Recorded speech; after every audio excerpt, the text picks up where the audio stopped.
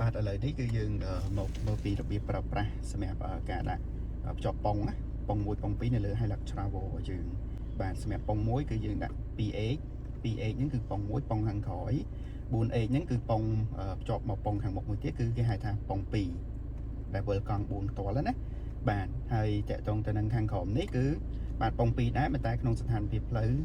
គេថាជាប់ផុងយកតែម្ដងផ្លូវបបាអញ្ចឹងណាបានយើងអាចប្រើក្នុងល្បឿនយឺតនៅខាងក្រោមគេមកអញ្ចឹងតើតើទៅនឹងការដោះដូរប៉ុង1មកប៉ុង2បញ្ជាក់ជូនបងណាបងអាចធ្វើការដោះដូរដោយ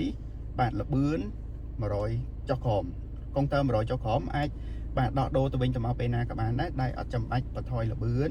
ឬក៏ឈប់ឡានទេឲ្យតែកុងទ័រ100ចុះក្រោមបងគ្រាន់កាច់តម្លាក់បន្តិចមកបានទេបាទកាច់តម្លាក់មកគឺវានឹងភ្ជាប់ for high បាទន័យថាកង់4ក្នុងល្បឿន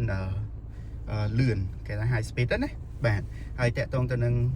4L វិញបញ្ជាក់ជូនបងបើយើងប្រើ 4H ដែលក្នុងស្ថានភាពផ្លូវពិបាកយើង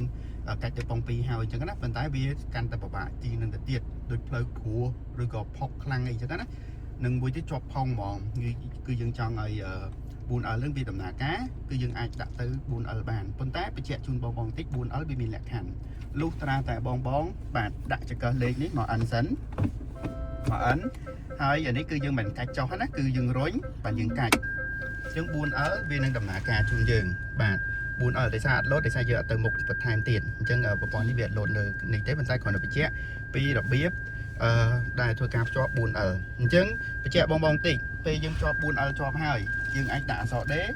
បាទឲ្យវាកជ្រោលលើយើងអញ្ចឹងណាទៅតាមស្ថានភាពផ្លូវពិបាករបស់យើងហើយបញ្ជាក់ជូនបងប្រើពីរួចផ្លូវឧបសគ្គនឹងហើយសូមដោះមក 4H វិញ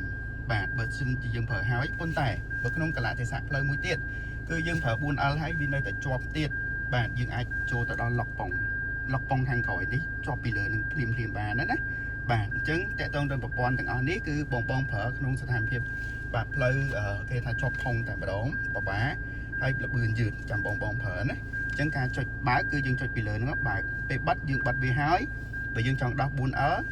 មិញយើងចូលក៏ដាក់ N យើងចេញក៏ត្រូវតែដាក់ N ដែរដាក់ N កាច់មក 4H វិញបាទហើយយើងដាក់ 4H យើងដាក់អក្សរ D យើងជិះបានធម្មតាទៅមុខទៀតអញ្ចឹងណាបាទហើយយើងចង់ដោះដូរ 4H ទៅ 2H វិញដូចជំរាបជូនខាងដើមអញ្ចឹងកុងទ័រ100ចុះក្រោមបងកាច់ទៅវិញទៅមកពេលណាក៏បានដែរបាទហើយក៏សូមឆ្លៀតពេលនេះបញ្ជាក់ជូនបងដែរសម្រាប់ 4H នេះគឺបង